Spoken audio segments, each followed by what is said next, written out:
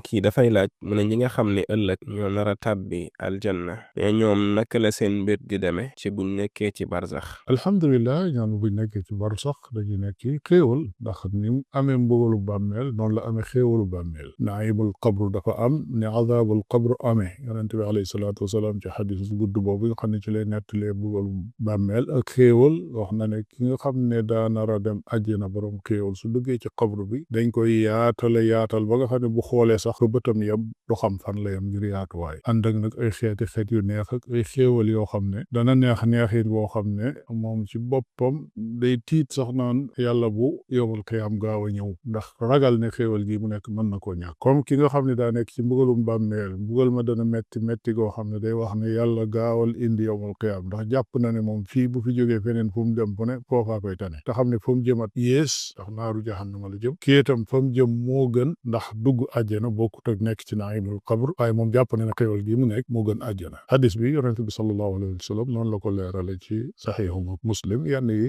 ñu ngi ci biir saxiix yi ni sax wallahu taala alam